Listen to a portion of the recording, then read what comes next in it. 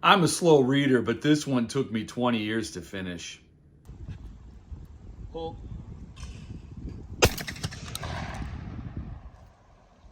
Pull.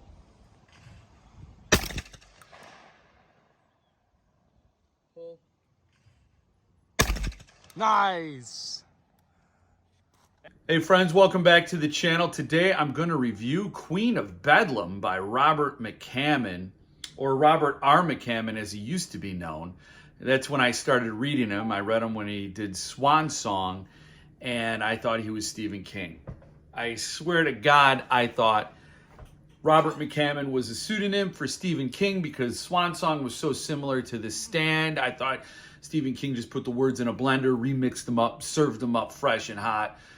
Brand new recipe with the same ingredients, brilliant storytelling and all that. But Robert McCammon is his own person. And he had written a lot of really great books for a very long time, and then he went silent. I'm like, where did the dude go? What's up? Where did he go? And with his words, did he take his words and leave? And it wasn't like till 2002 when our boy pops up with this big bad book of beauty. It's Speaks the Nightbird, and it was historical horror fiction set in colonial America. Totally different than anything he'd ever written. And I was so happy he wrote that book. I read it. I loved it. Robert McCammon can do no wrong. And I didn't know at the time, but it was going to be a 10-book series. Now, I don't know if Robert McCammon thought that would be the case at the time, but that's where we're at now in 2023. So inexplicably, 5 years later, when the Queen of Bedlam came out, I didn't pick it up. I didn't read it. I love Speaks the Nightbird. I love Robert McCammon. So why didn't I get this book? It would take Levidian Publications to resurrect the series for me in the form of trade paperbacks and the brand new limited edition King of Shadows before I would examine this series once more. Last year, Robert McCammon did an event at Alabama Booksmith to promote King of Shadows, and I went having only read Speaks the Nightbird. And here we are, like 8 books deep into this series, and everybody else had read. So I'm like, next year, I knew another one was coming out, 7 Shades of Evil, and I want to see him again. So I'd better have this series read. Well, I only got to Queen of Bedlam, and he's going to be here Saturday. So I've read this, and I loved it. And I thought, oh my God, what took me 20 years to read this book? Well, to be fair, 15 years.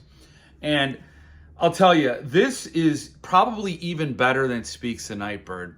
Speaks the Nightbird sets up a character whose name is Matthew Corbett, and he's a young magistrate's clerk, and he's very inquisitive. So he's somebody who wants to suss out the truth. And he's got like a built-in lie detector and the old cranium of his and his old tri-cornered hat covered cranium. And a woman is accused of being a witch, and he wants to get to the bottom of it. And he doesn't quite believe she's a witch. Now, I hadn't read that book since 2002, and so I can't really speak too much to it. But this book finds Matthew Corbett, I think 3 years after the event in Speaks the Nightbird. He's a young magistrate's clerk working in the burgeoning town, the little village of New York. And right now in the setting, this is 1702, I believe, New York is a town of 5,000 people. So it's unimaginable how small it is compared to where it is today. And it's fun, and I think Robert McCammon has a lot of fun putting us there, trying to imagine this little seedling of a town before it becomes the full-blown Gotham that it is today. And Matthew Corbett is basically thrust into a murder investigation. He's got that inquisitive brain of his, and when murders start happening in New York, he sets out to discover who the killer is, or the killers are, or whoever could be. Maybe it's an alien, he doesn't know. So he sets about to investigate. Odds are against him because he's just a lowly clerk, but he makes a lot of really powerful friends. He makes a lot of powerful enemies, and every page of this book is addictive as he gets deeper and deeper into the case of the masker, some other threads he's pursuing combine and collide and come together in really masterful ways. So I like this book even more. Matthew Corbett really comes into his agency, his power, his authority, and you get a sense of the character, the foundation of the character, and who he could become throughout this long series. And I'm so glad there are 7 more books for me to read. You could tell Robert McCammon had a lot of fun writing this. Part of the magic of opening this book and going back in time and just imagining New York so small is you wish you could go back and redo this America thing all over again. Like, can I go back to this point and change some of the things I know are coming? Can we do that? Can you get a do-over? Just one? I promise we'll make it better this time. Holy cow. I promise we'll make it better. But this book does everything a book should do. It gives you the escapism, the whole time travel world immersion that great fiction does, and Robert McCammon does it better than almost anybody else. So if you're looking for total escapism, addictive page turning, thrills, horrors, and more to come, because when you read this and there are 9 other books or whatever, 8 other books, 7 other books, you're jazzed. I don't know how I'm holding off jumping into Mr. Slaughter, which is the 3rd book in the series, but I'm itching to do so. And so I imagine that'll be rising up the TBR shortly.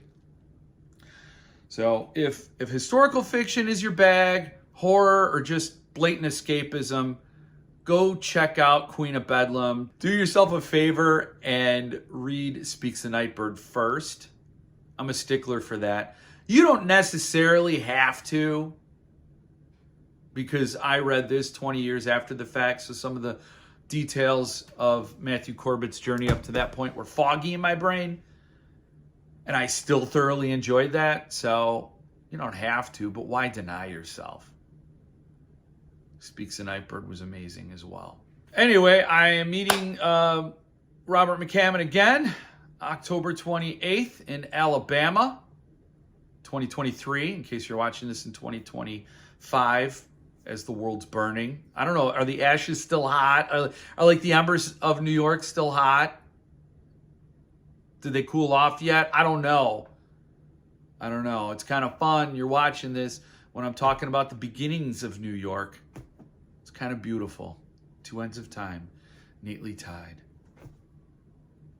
So thank you for joining me this time. Hope to see you again next time. And in the meantime, stay frosty.